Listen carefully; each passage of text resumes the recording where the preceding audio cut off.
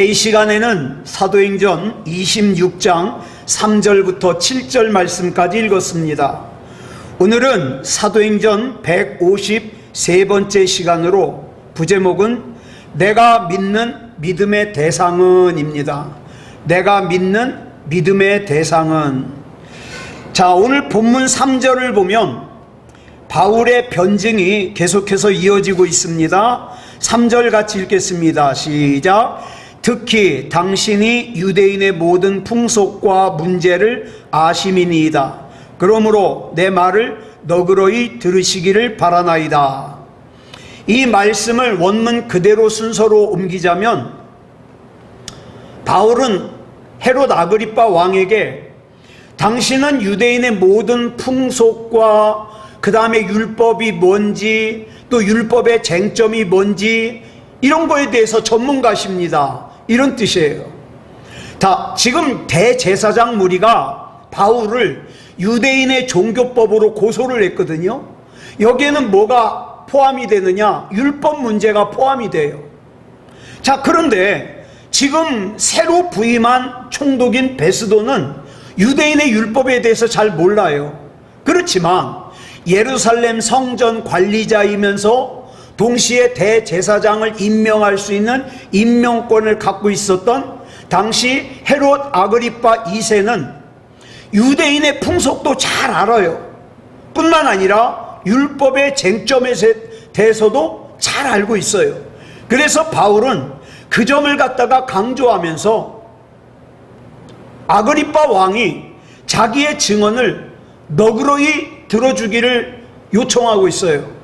여기서 너그러이 들어달라는 건 무슨 뜻이냐? 이제 바울이 작심하고 하고 싶은 말을 다 하겠다는 거예요. 왜? 이전에 총독은 이걸 모르니까 얘기를 할 수가 없어요. 그래서 대제사장 무리의 말만 들었는데 이제는 이걸 잘 아는 헤롯 아그리빠 2세가 있으니까 작심하고 할 말을 다 하겠다는 뜻이죠. 자, 본문 4절 보겠습니다. 시작. 내가 처음부터 내 민족과 더불어 예루살렘에서 젊었을 때 생활한 상황을 유대인이 다 아는 바라.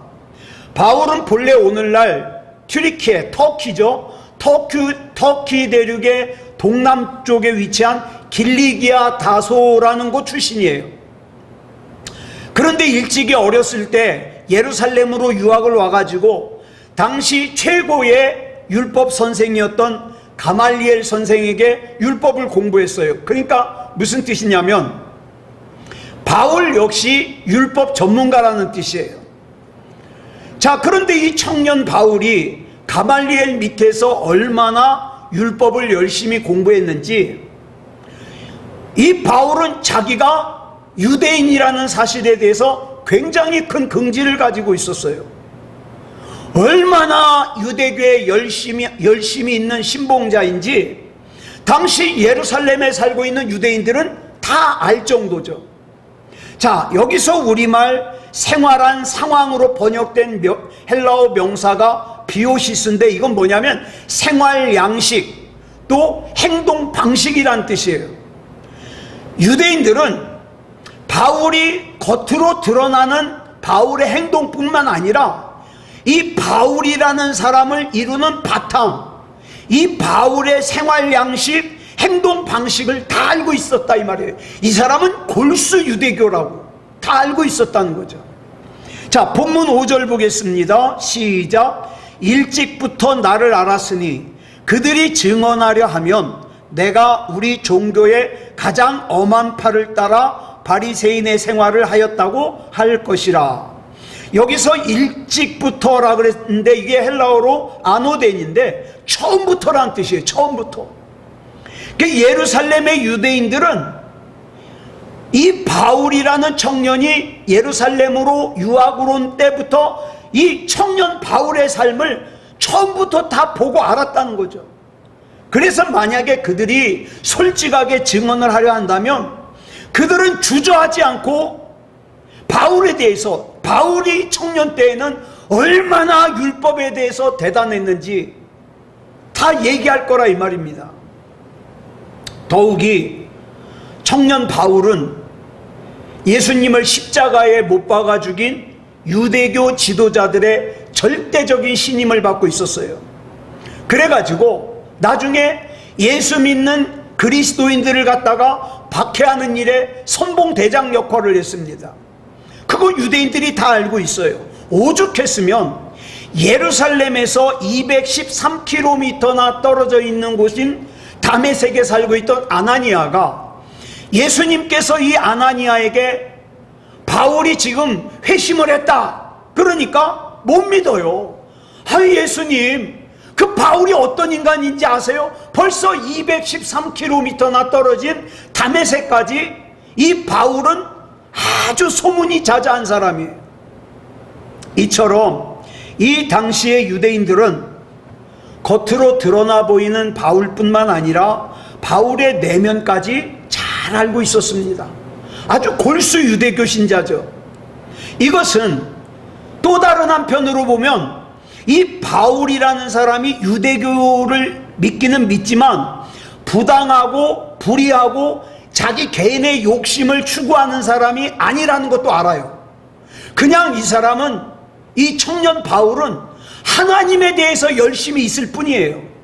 그래서 우리가 자고로 살면서 부당하고 불의하고 개인의 욕심을 추구하는 사람들은 감추는 게 많아요. 막 장부도 이중으로 하고 그러죠. 자, 왜냐하면 불의하게 쌓아놓은 재물을 갖다가 숨기려고 그러니까 그러는 거죠. 그래서 그런 사람의 삶은 결과적으로 어때요? 겉과 속이 다를 수밖에 없어요. 우리가 하나님을 믿는다고 하면서 하나님의 말씀대로 산다고 하면서 세상에 나가서는 오만 가지 악한 짓을 한다면 어떻게 해요? 숨길 수밖에 없는 거죠. 예. 겉과 속이 다를 수밖에 없는 거죠. 자, 만약 청년 바울이 자기의 욕심을 위해서 율법의 열심이었다면, 또 개인의 욕심을 채우기 위해서 예수 믿는 사람들을 박해하는 사람이었다면 바울 역시 어때요? 숨기는 게 많았을 거예요. 예를 들어서 예수 믿는 사람들을 박해하러 갔다가 그 사람들이 돈 좀 집어주면 용서해주고 그 돈은 자기 호주머니로 들어가고 그러면은요 숨기는 게 많았겠죠. 그랬다면 유대인들이 그를 잘 알았겠죠. 아, 저 사람은 겉과 속이 다른 사람이야. 그러나 바울, 그러면 바울은 율법에 열심히 있는 사람이야. 저 사람은 하나님에 대한 열정이 대단해. 유대인들이 다 그렇게 인정했다 이 말이에요. 그래서 예수님을 신성 모독죄로 못 박아 죽인 유대교를 지키기 위해서, 자, 이 바울이라는 사람은, 청년 바울은 어떻게 생각했느냐? 저 예수라는 사람은 자기를 하나님이라고 참칭하는 아주 사악한 사람인데 그 사람을 갖다가 하나님의 아들이라고 믿는 그리스도교는 사람들을 갖다가 어지럽히고 미혹하는 이단이야. 그래가지고 어떻게 해요? 이 청년 바울은 정말 열심히 하나님을 위해서 예수 믿는 사람들을 박해한 거예요. 그리고 그러면서도 바울은 떳떳해요. 왜? 자기는 감추거나 숨기는 게 없었으니까. 야, 나처럼 하나님 앞에 순수한 사람이 있어? 나는 욕심이 없어. 나는 그저 하나님을 위해서 열심을 낼 뿐이야. 바울은 그렇게 살았어요. 이 바울이 청년 시절에만 그런 것이 아니라 예수님을 구주로 영접하고 난 이후에 사도행전 20장에 보면 바울이 에베소 교회 장로들에게 유언을 남기는 말씀을 우리가 앞에서 살펴봤거든요. 그 사도행전 20장 18절을 보면 바울의 유언이 이렇게 시작을 합니다. 시작. 아시아에 들어온 첫날부터 지금까지 내가 항상 여러분 가운데서 어떻게 행하였는지를 여러분도 아는 바니. 자, 이 헬라어 원문의 순서에 따라서 그대로 옮기면 이런 뜻이에요. 여러분도 이미 알고 있습니다. 내가 아시아에 첫 발을 내디딘 이래 내가 여러분 가운데서 항상 어떻게 살아왔는지를 말입니다. 이렇게 해석이 되죠. 바울이 세 번째 전도 여행 중에 로마 제국의 행정구역상 아시아에 속한 에베소에 첫 발을 내디딘 이후 지난 3년 동안 그 에베소라는 곳에서, 그 우상숭배가 극심한 에베소라는 곳에서 어떻게 살아왔는지 그 에베소 교회 장로들이 다 알고 있다는 말로 유언을 시작해요.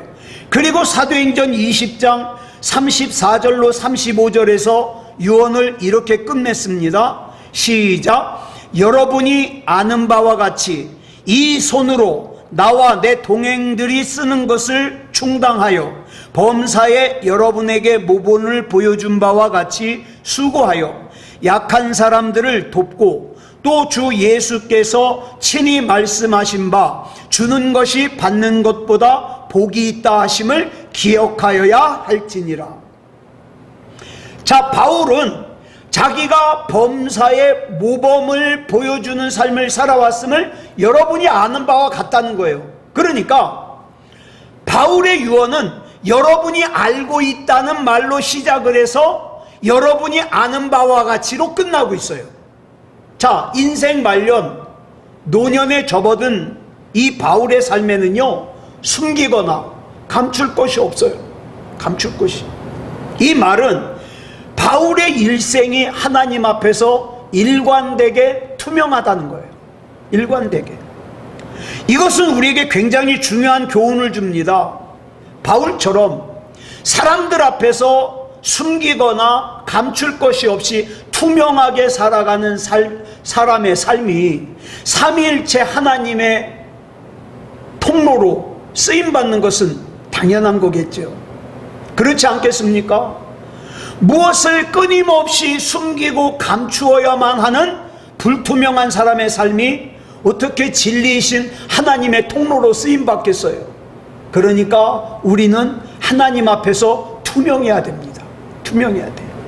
요한복음 1장 36절을 보면 예수님을 두 번째로 만난 세례 요한이 예수님을 가리켜 이렇게 소개합니다. 줄친 것만 시작. 보라, 하나님의 어린 양이로다. 여기 인간을 구원하실 메시아, 즉 구원자인 그리스도라는 뜻이에요. 이 말을 들은 세례 요한의 제자 2명이 예수님을 따르기 시작합니다. 그 뒤에 요한복음 1장 38절 보겠습니다. 시작. 예수께서 돌이켜 그 따르는 것을 보시고 물어 이르시되 무엇을 구하느냐? 이르되 랍비여 어디 계시오니까 하니, 랍비는 번역하면 선생이라. 자, 여기 예수님께서 가만히 보니까 줄곧 자기를 따라오는 요한의 두 제자가 있거든요. 그 예수님이 물으셨어요. 무엇을 구하느냐? 이건 이런 뜻이에요. 뭐 때문에 나를 따라오느냐? 뭘 얻으려고 따라오느냐? 이 말은 어떤 뜻을 내포하고 있느냐? 너희가 뭘 원하든지 내가 주마, 이 뜻이에요. 얼마나 대단한 말씀이에요. 그런데 이 두 제자는 자기의 욕망을 채우는 걸 구하지 않았어요. 이 두 제자가 뭐라고 대답합니까? 선생님, 어디에서 살고 계십니까? 라고 물어요. 즉, 이 두 제자는 예수님의 삶의 현장에 가보고 싶다는 거예요. 그래, 요한복음 1장 39절 볼까요? 시작. 예수께서 이르시되 와서 보라. 그러므로 그들이 가서 계신 데를 보고 그날 함께 거하니 때가 10시쯤 되었더라. 그들의 요청에 예수님께서 흔쾌히 와서 보라, 그렇게 대답하시고 그들을 예수님의 거처로 데리고 가셨어요. 만약에 예수님이 조금이라도 숨기거나 감출 것이 있다면 흔쾌히 데리고 가지 못하죠. 요한의 두 제자들은 예수님을 따라가서 예수님의 삶의 현장을 자신의 두 눈으로 직접 보고 확인했습니다. 그리고 10시, 오늘 우리 시간으로 오후 4시경이 되기까지 온종일 예수님의 거처에서 예수님과 함께 지냈어요. 그리고 어떻게 됐어요? 요한복음 1장 40절부터 42절까지 보겠습니다. 시작. 요한의 말을 듣고 예수를 따르는 두 사람 중에 하나는 시몬 베드로의 형제 안드레라. 그가 먼저 자기의 형제 시몬을 찾아 말하되 우리가 메시아를 만났다 하고, 메시아는 번역하면 그리스도라. 데리고 예수께로 오니 예수께서 보시고 이르시되 네가 요한의 아들 시몬이니 장차 게바라 하리라 하시니라. 게바는 번역하면 베드로라. 여기 굉장히 중요한 말씀이 나와요. 예수님의 삶의 현장을 확인한 요한의 두 제자 가운데 한 명이 나중에 예수님의 제자가 된 안드레였어요. 그런데 이 안드레가 예수님의 거처에서 나오자마자 집으로 달려가서 자기 형제인 베드로에게 하는 말이 메시아를 만났다는 거예요. 그리고 자기 형제 베드로를 데리고 예수님께 갑니다. 자, 보세요. 예수님을 처음 만났을 때는 뭐라고 호칭했느냐? 선생님이라고 불렀어요. 그런데 예수님의 삶의 현장을 직접 목격하고 난 안드레가 호칭이 바뀌었어요. 선생님에서 메시아로 바뀌었습니다. 여러분, 이게 믿음의 성장이거든요. 하나님에 대한 내 시각이 바뀌고, 하나님에 대한 내 호칭이 바뀌고, 하나님에 대한 내 중심 방향이 바뀌어야 신앙이 성장하는 거죠. 지금 이 안드레는 신앙이 성장했어요. 그런데 어떤 사람은 보면 수십 년 똑같아요. 그 성장이 없는 거죠. 예수님께서 메시아라는 스승 요한의 말을 들은 안드레는 예수님께 당신이 정말 메시아십니까? 라고 물어보지 않았어요. 그냥 안드레는 예수님이 메시아라는 걸 예수님의 말로 확인하려고 하지 않고 예수님의 삶의 현장에서 예수님께서 메시아가 되심을 확인한 거예요. 그리고 예수님의 거처로 직접 가서 예수님의 삶의 현장을 온종일 자기 두 눈으로 확인한 안드레는 예수님을 선생님에서 메시아로 호칭을 바꿔 부르더라는 거죠. 세상 사람들과 확연하게 구별된 예수님의 거룩한 삶, 조금도 숨기거나 감출 것이 없는 예수님의 투명한 삶, 하나님의 생명과 진리의 말씀이 배어나오는 예수님의 영성의 삶을 직접 보고 배운 거예요. 이번에 서천에 하관 예배를 드리러 갔는데 제가 굉장히 우리 원로 목사님에게 존경심이 더 생겼어요. 갔더니 무덤을 갔다가 직원이 와가지고 이렇게 보고 있는 거예요. 저 같으면 저희 아버지 묘를 쓰는데 직원이 와 있다 그러면 전 후배 목사들에게 창피함을 느꼈을 거예요. 그런데 이 목사님은 전혀 그런 것 없이 직원 어르신 잘 좀 부탁합니다.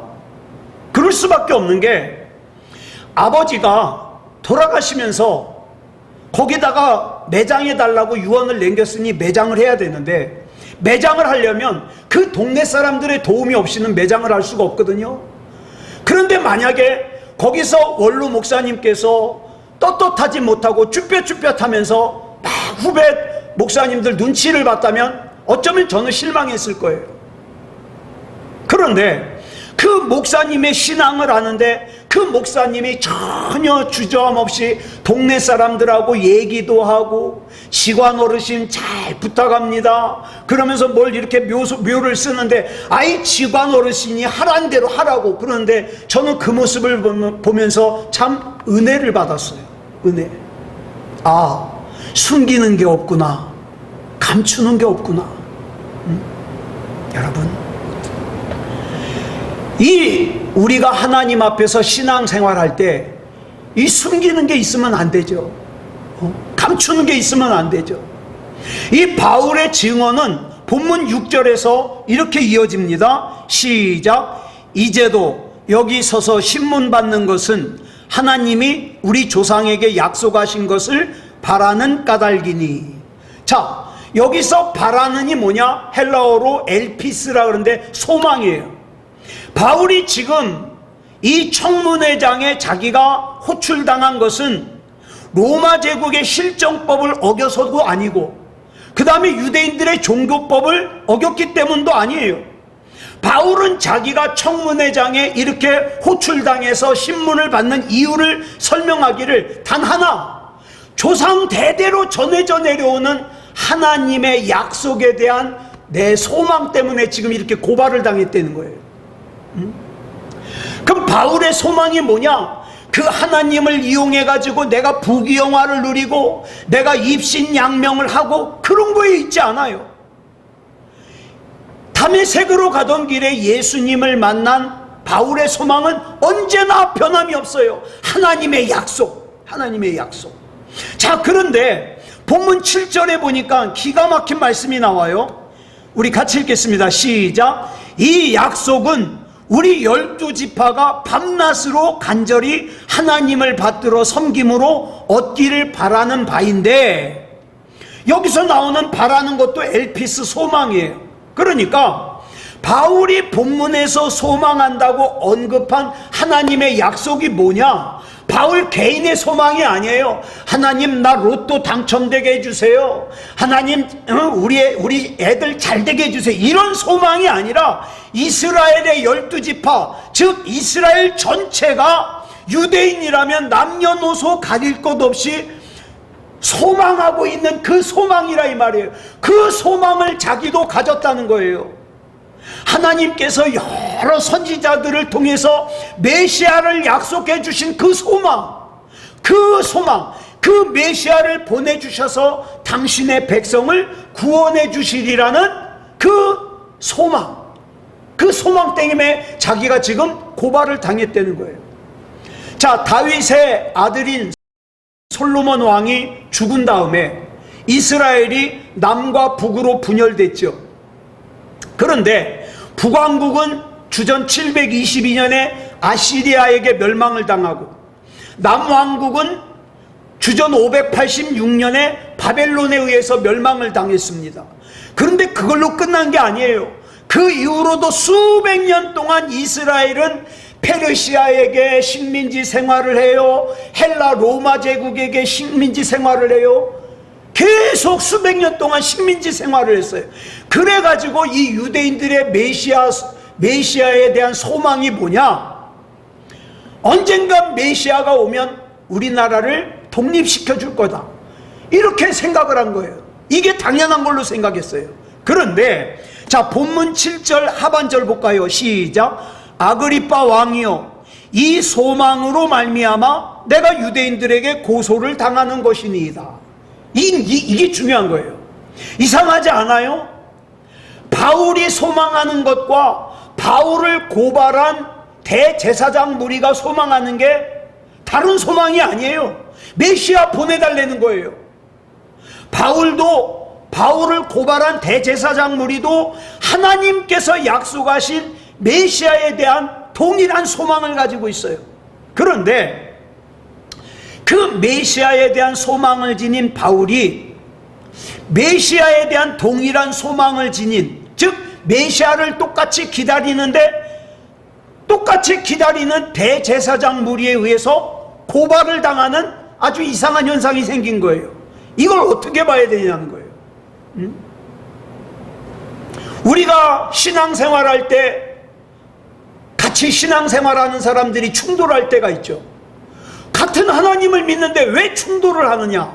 이게 굉장히 중요한 거예요. 믿음의 참된 여부는 믿음의 행위가 아니라 믿음의 대상에 의해서 결정되기 때문이에요. 그러니까 내가 믿는 하나님이 어떤 하나님이냐에 따라서 그 하나님을 믿는 내 신앙도 다르다 이 말이에요. 신앙생활이. 무당을 찾아가서 구슬하는 사람들은 엄청나게 많은 금액을 시주하면서도 아까워하지 않아요. 손을 비벼가면서 아주 엄숙하죠. 그러면 그런 사람 보고 아유, 저 사람은 참 믿음이 좋아 그럽니까? 그러지 않아요. 왜?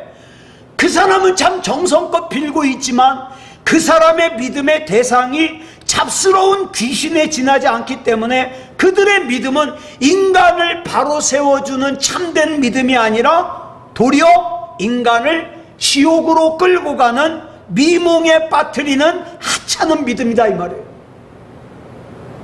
그러니까 이게 이 사람의 믿음이 진짜 믿음이냐 가짜 믿음이냐는 어디서 결정나느냐? 이 사람의 믿음의 대상이 뭐냐 이 말이에요. 자, 그러면 아이 목사님, 교회 다니는 사람들이 그러면 똑같은 하나님 믿지 다른 하나님 믿습니까? 아니요, 다른 하나님 믿어요. 어떻게 다른 하나님을 믿는가? 자, 여기 먼저 보세요. 이 말씀 먼저 보세요.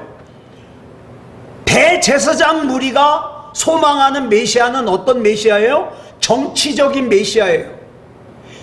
수백 년 동안 식민지 생활하고 있는 이스라엘을 독립시켜줄 메시아예요.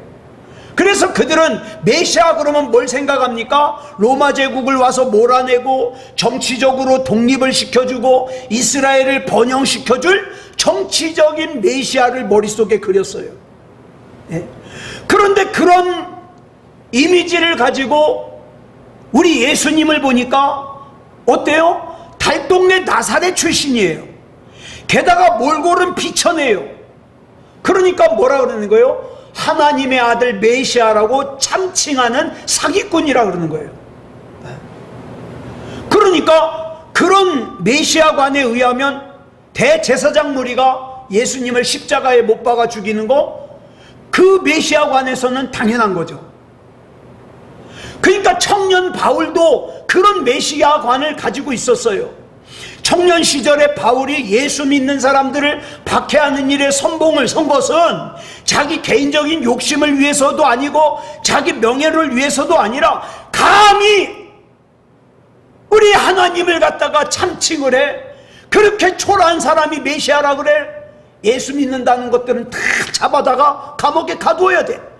이런 신앙을 가지고 있었던 거예요. 그런데 바울이 다메섹으로 가는 길에 예수님을 만나고 보니까 자기가 그동안 그렇게 부정해왔던 나사렛 예수가 메시아인 거예요. 얼마나 놀랬겠어요. 예? 자기는 이제까지 메시아는 이 땅에 와서 로마 제국을 몰아내고 이스라엘을 독립시켜주고 이스라엘을 번영시켜주고 그럴 줄 알았는데 지금 그런 신앙 가진 사람들이 많아요. 내가 하나님을 잘 믿으면 내가 하는 일이 잘 되고 나 돈도 벌고 집도 사고 내 자식들도 잘 성공하고, 그런 사람들이 어려운 일을 만났을 때 뭐라 그러니까? 내가 하나님 잘 믿었는데 왜 이러냐는 거예요. 내가 교회 열심히 다녔는데 왜 이러냐는 거예요. 잘못 알고 있기 때문에 그래요. 인간이 받아야 될 죽음의 죗값을 대신 치르기 위해 십자가의 제물로 돌아가신 나사렛 예수, 죽음을 깨뜨리고 부활하심으로 인간에게 영원한 생명의 길을 열어주신 십자가의 예수, 그분이 하나님께서 보내주신 영원한 구원의 메시아라는 걸 믿어야죠. 그날 이후로 청년 바울은 자기가 그동안 가지고 있던 잘못된 메시아관을 버렸어요. 예? 우리도 그거 버려야 돼요. 나 부자 만들어주면 진짜 하나님, 나 부자 안 만들어주면 가짜 하나님, 나 항상 몸이 건강하게 해주면 진짜 하나님, 나 몸이 아프게 하면 가짜 하나님. 어디 이런 메시아관이 있습니까? 예. 여러분, 바울도 대제사장 무리도 명목상으로는 같은 하나님을 믿었지만 그 둘이 가지고 있는 메시아관이 달라요. 그러니까 바울은 그 메시아관에 비춰가지고 어떻게 해요? 자기가 감옥에 갇혀도 기쁜 거예요. 나 구원받았잖아. 나 채찍에 맞아도 기쁜 거예요. 나 구원받았잖아.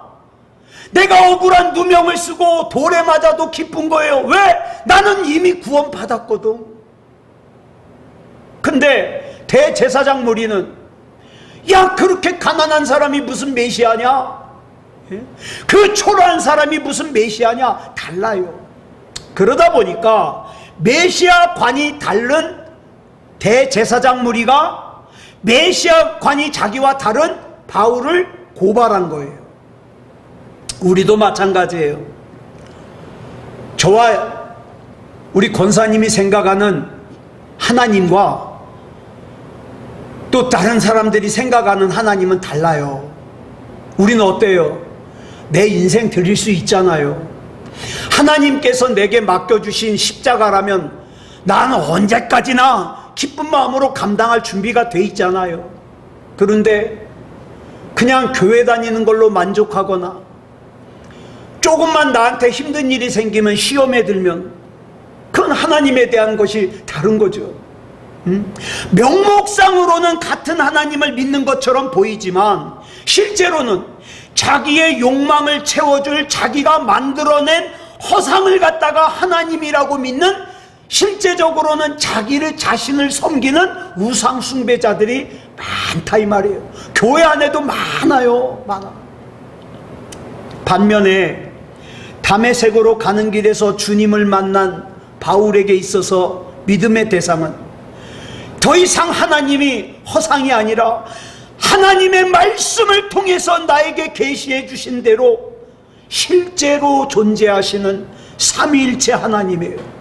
그러니까 나는 살아도 주를 위하여, 죽어도 주를 위하여, 편해도 주를 위하여, 힘들어도 주를 위하여. 왜? 나는 이미 구원받았고 내 이름은 생명책에 기록되어 있으니까. 나는 약하지만 하나님께서 내게 맡겨주신 사명 조금이라도 감당할 거야. 나 때문에 천하보다 귀한 한 사람이 예수 믿고 구원받을 수 있다면 그 얼마나 좋은 일인가. 이렇게 생각하면서 신앙생활하는 거죠. 다르죠. 어떤 하나님을 믿느냐에 따라 다르죠.